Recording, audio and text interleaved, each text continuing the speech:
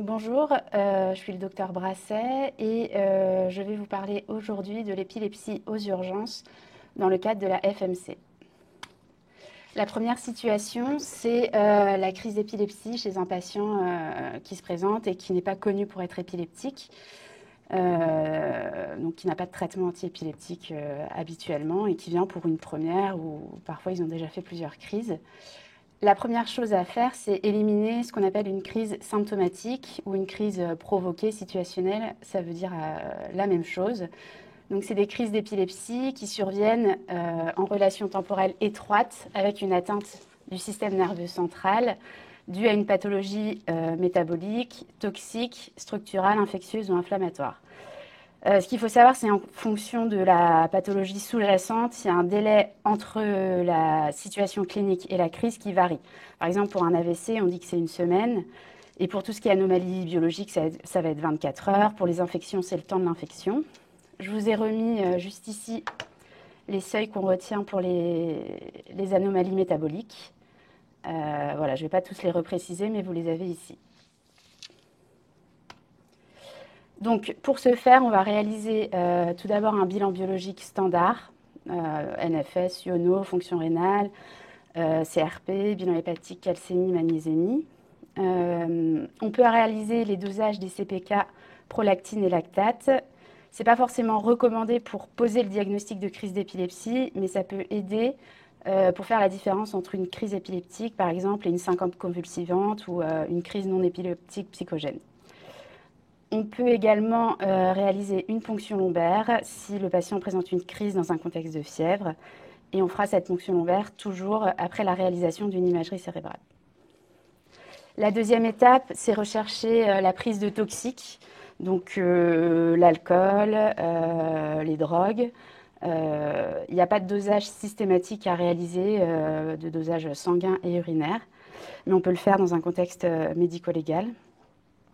Il faut aussi bien rechercher la prise de médicaments qui abaissent le seuil épileptogène, par exemple le tramadol, les tricycliques, certains antihistaminiques. Et chez les personnes âgées, il faut être vigilant sur le sevrage en benzodiazépine, ça peut provoquer des crises d'épilepsie. Toujours bien réaliser un ECG pour ne pas méconnaître une syncope convulsivante avec des troubles du rythme cardiaque.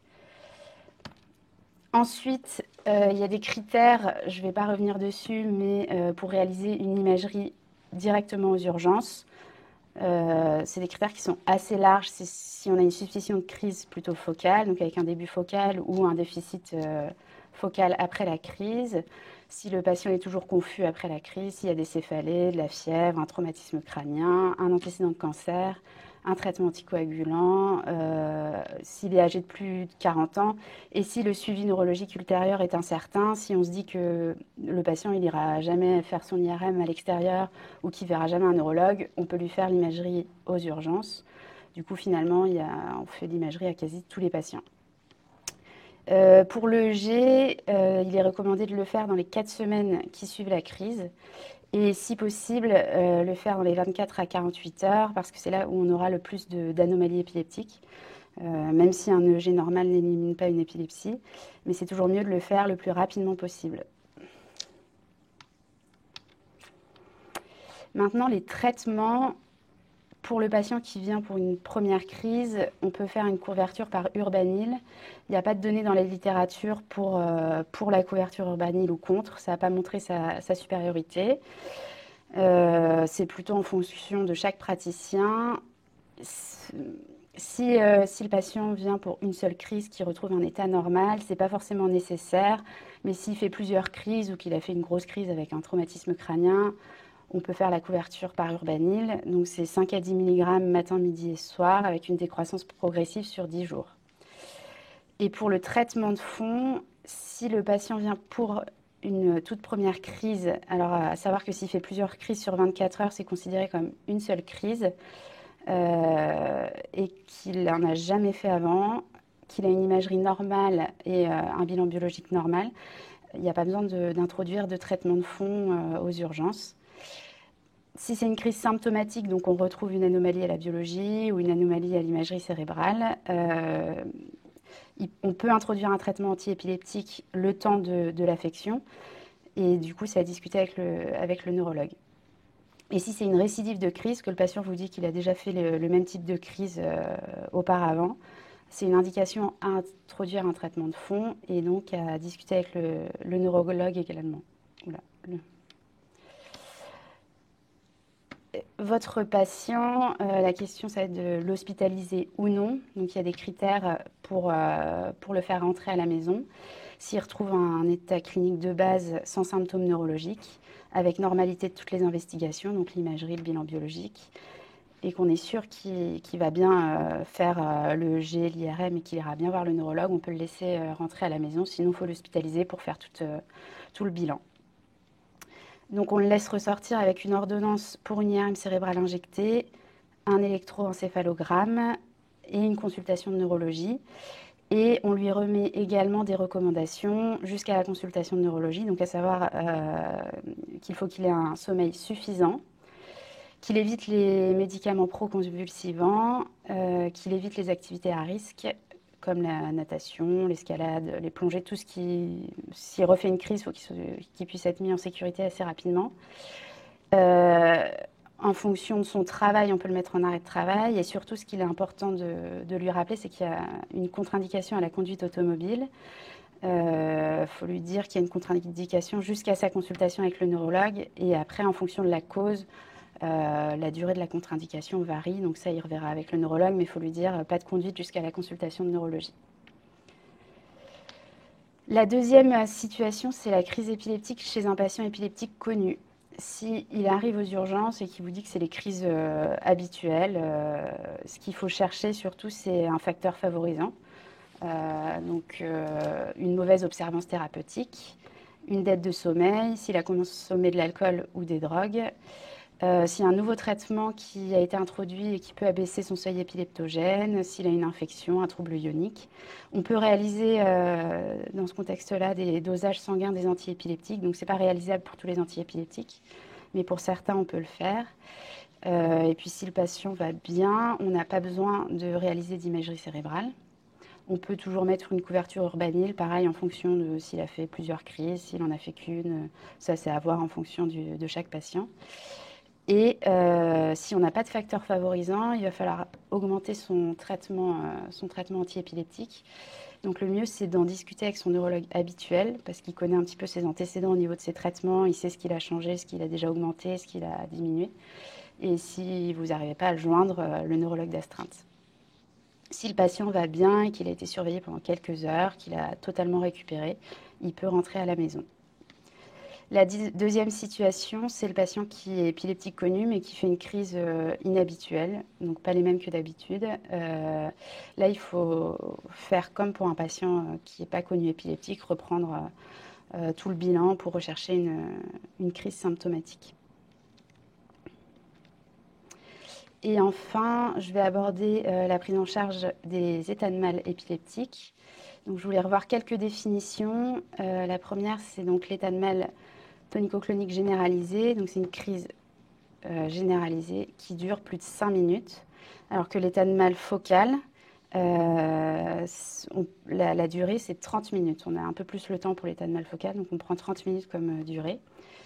On parle de salve de crise quand on a fait au moins 4 crises sur 24 heures, et le risque des salves de crise, c'est d'évoluer vers un état de mal.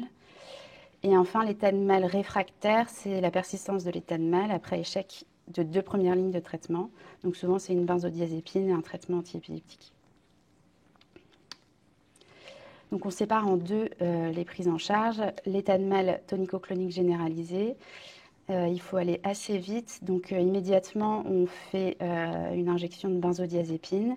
Si le patient a une voie veineuse, on lui met 1 mg de Rivotril. Et s'il n'a pas de voie veineuse parce que vous êtes à l'extérieur en SAMU, vous pouvez faire 10 mg d'hypnovel en intramusculaire. Et on réévalue à 5 minutes. Si les crises persistent, là on aura eu le temps dans les 5 minutes de mettre une voie veineuse. Donc on met 1 mg de Rivotril en IVL. On peut baisser un petit peu la dose si le patient est âgé ou a un petit poids. Et si les crises ont arrêté après l'injection de la première benzodiazépine ou de la deuxième injection, on peut introduire un traitement par urbanil, 10 mg matin, midi et soir, qu'on diminue un petit peu si le sujet est âgé, et avec un traitement antiépileptique de fond. Donc on fait un bolus tout de suite, 1 g de Keppra ou 200 mg de Vimpat, et ensuite on le met en traitement de fond matin et soir. Si les crises persistent après les 2 injections de benzodiazépine, on peut soit faire un bolus de Keppra ou de Dépakine sur 15 minutes. Si ça s'arrête après les 15 minutes, on fait un relais matin et soir, ou pour la Dépakine, c'est au PSE 1 mg kHz. Et si les crises persistent après tout ça, on appelle les réanimateurs. C'est un état de mal réfractaire, il faut l'intuber et le sédater.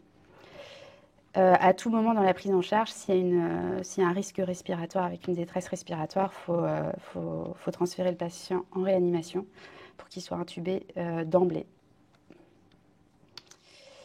La deuxième situation, c'est l'état de mal épileptique focal ou les salves de crise. Donc là, on a un petit peu plus le temps. En première ligne, on met toujours une benzodiazépine. Là, comme l'état de mal est focal, les patients peuvent être conscients et donc on peut essayer un traitement PEROS. Donc on peut essayer l'urbanil. Je vous ai remis la posologie. 0,5 mg kg, et puis c'est adapté quand même à l'âge du patient. S'il est assez âgé, on ne met pas des trop grosses doses parce que ça risque de le mettre dans le coma. Ou sinon toujours le Rivotril en IVL ou l'Hypnovel en intramusculaire. Et là, on évalue à 15 minutes. Si à 15 minutes, on n'a plus de crise, et ben, comme pour l'état de mal, on met un traitement antiépileptique de fond. Keppra ou Vimpat, avec une couverture urbanile. Et si les crises persistent à 15 minutes, on peut faire une dose de charge des traitements. Donc pareil, dose de charge de Keppra ou dose de charge de Dépakine. Et là, on a entre 2 à 6 heures pour le réévaluer. Si les crises persistent, c'est pareil, il faut le transférer en réanimation, pas forcément pour l'intuber ou le sédater, mais parce que les traitements de l'état de mal réfractaire, faut qu'ils soient réalisés sous surveillance cardiologique, et puis surtout pour qu'ils aient des EEG assez régulièrement, et au cas où ça se généralise. Je vous remercie pour votre attention.